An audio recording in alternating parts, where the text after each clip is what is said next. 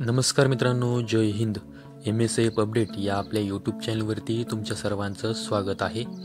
महाराष्ट्र विधानमंडळ पावसाळी अधिवेशन 2025 हे काही दिवसांअगोदर सुरू होते. यामध्ये सुरक्षा रक्षकांचे वेतन यावर काय चर्चा झाली ते आपण आजच्या व्हिडिओमध्ये पाहणार आहोत. ज्या सुरक्षा रक्षकांना मूळ वेतन दर दिला जात नाही त्यांच्याविषयी सभागृहामध्ये आमदार जितेंद्र आव्हाड साहेब यांनी प्रश्न विचारले. या सुरक्षा रक्षकांना मूळ वेतन दर दिला जात नाही अशा सुरक्षा रक्षकांच्या वेतनाबाबत आमदार जितेंद्र आव्हाड साहेब यांनी अधिवेशनामध्ये प्रश्न विचारले. चला तर पाहूया ते याविषयी काय बोलले. सापल्याप्रमाणे आहे ना तरतूद आहे. हो आम्ही मुंबईत दिली आहे, 2 दिल्या मी.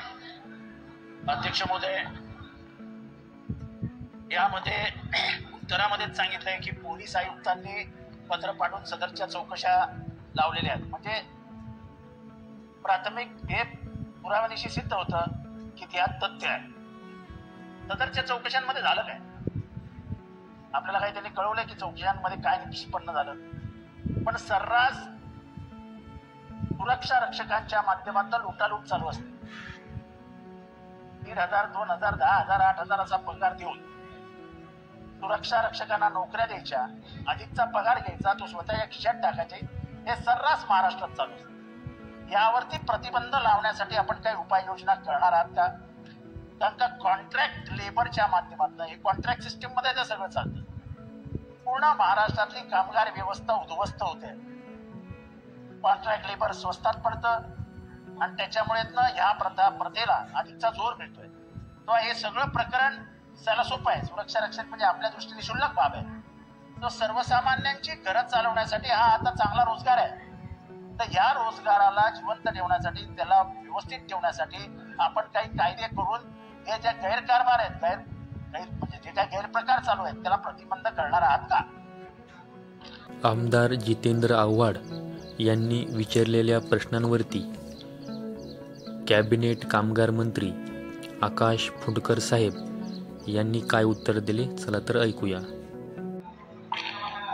अध्यक्ष महोदय, सन्मान्य सदस्यांनी जो प्रश्न विचारलाय, या प्रश्नाच्या निमित्तानं खरोखर एक मोठा विषय आज सभागृहासमोर आलेला आहे. खरं तर ही जी काही तक्रार झाली होती संबंधित एका सुरक्षा रक्षकाबद्दल झाली होती.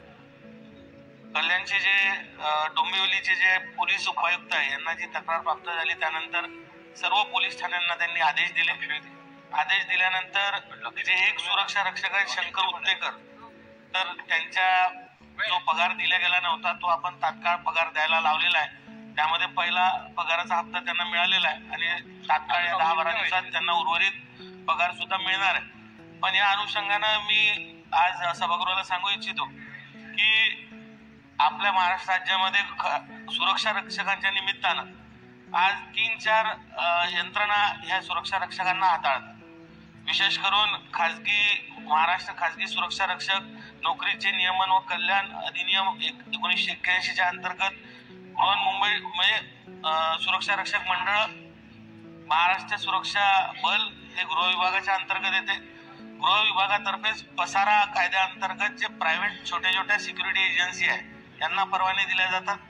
माजी सैनिक कल्याण मंडळ मेस्को हे सुद्धा कार्यरत आहे आणि अनोंदणीकृत व विना परवाना कार्यरत करणारे खाजगी सुरक्षा एजन्सी आज कार्यरत आहे. आपण जो प्रश्न मांडला तो खरा आहे. आज आपण पाहतोय की मोठ्या प्रमाणात आज आपण जो हाऊसिंग सोसायटीच्या बाबतीत मांडला, अशाच पद्धतीनं बऱ्याच ज्या खाजगी छोट्या सोसायटीज आहेत, छोट्या आस्थापना आहेत, इथे हे ज्या यंत्रणांद्वारे जे दिल्या जाणारे सुरक्षा रक्षक आहेत हे घेतल्या जात नाही.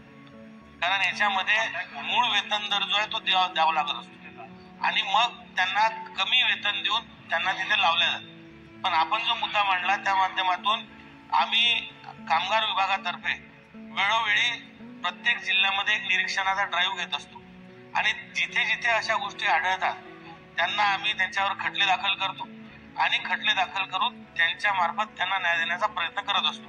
पण या माध्यमातून मी आज आपल्याला सांगू इच्छितो की जर आपण अजूनही काही स्पेसिफिक आम्हाला जर सांगितलं तर निश्चित आम्ही त्याच्यावर कडक कारवाई करू.